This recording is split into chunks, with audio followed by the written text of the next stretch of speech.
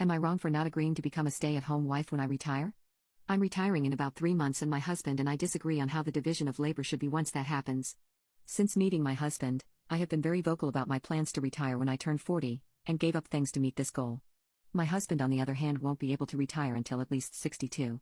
I've said in the past that I'm not going to be doing all of the cooking, cleaning, and finances once I retire because I don't want to replace one job with another. I currently do all of the cooking, most of the finances, and probably 25% of the cleaning. He recently made a casual comment about how he's going to start working more overtime once I retire because he'll have less household stuff to do. I asked him what he meant by that since my retirement doesn't really change anything for him, and that I preferred he didn't work more overtime so that we could spend time together. He said that most husbands with stay-at-home wives don't clean the house. I didn't know what to say because I thought we had already discussed this, so I tried my best to change the subject, but we had an argument about it yesterday at dinner and he's now giving me the silent treatment. I slept in the guest room last night as he locked our bedroom door and wouldn't let me in. I just don't know how to get through to him. Even though I'll no longer be working, I won't be a stay-at-home wife. To me, a stay-at-home partner is the manager of the home and doesn't bring in much, if any, income. Their job is to take care of the home. I'm not trading one job for another, I'm retiring. I'm still bringing in income, I've just planned my life so I no longer have to work 9 to 5 to do so. I have multiple hobbies that I have been super excited about devoting more time to. I love rock hounding, crocheting and hiking. I'm an unpublished writer and have always dreamed of becoming published. I have a lifestyle blog and a pretty active Pinterest following. I thought I communicated my expectations, but he's saying that he doesn't ever remember talking about it and that he's not okay with me retiring if I'm just going to be lazy. I don't see it that way, am I wrong? Update: am I wrong for not agreeing to become a stay-at-home wife when I retire? I tried to talk to him the next day about it and tried to remain calm, but he was so defensive and accusatory that I was getting very frustrated. We weren't very productive and we ended our talk with him denying that I pay 70% of the expenses even though we planned this out and budget together based on it.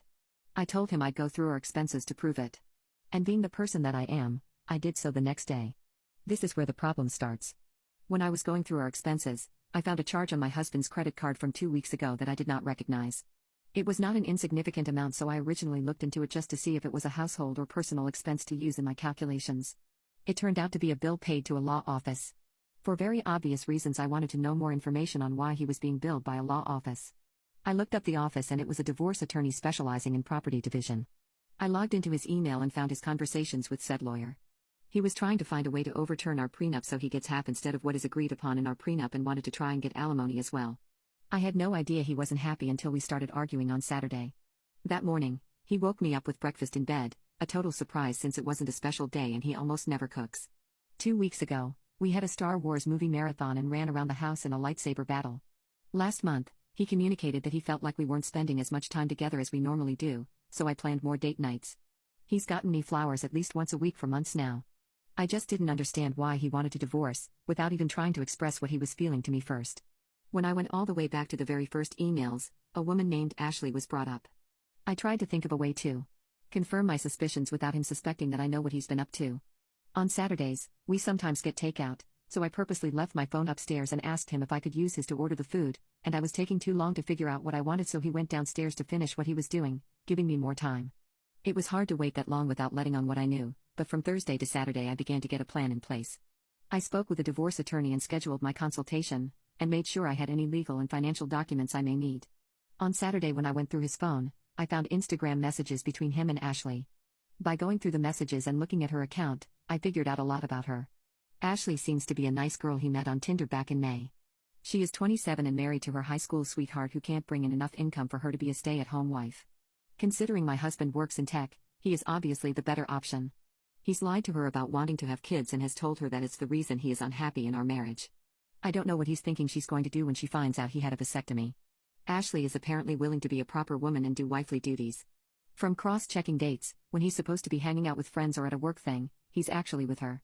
She has a weird work schedule, so she sometimes comes over to our house on the days he works from home and I'm in the office. She is convinced that after they both go through their respective divorces, that they'll live in the house together, get married and have kids. He has just gone along with everything she says. He's told her that I'm lazy and hardly make any money, and that I wanted to quit my job and not do any work, which is why he's finally gotten the courage to leave me. He said that he's taking extra care in the divorce because he doesn't want to leave me with nothing. He also told her I changed my mind about having kids and that I'm denying him his masculine desire to continue his lineage. I reached out to Ashley's husband, so they're probably heading towards divorce as well. He seems like a nice enough guy, also totally blindsided by the affair. I told my husband I was divorcing him last night and told him he could either sleep in one of the guest rooms or get a hotel room. He chose the latter.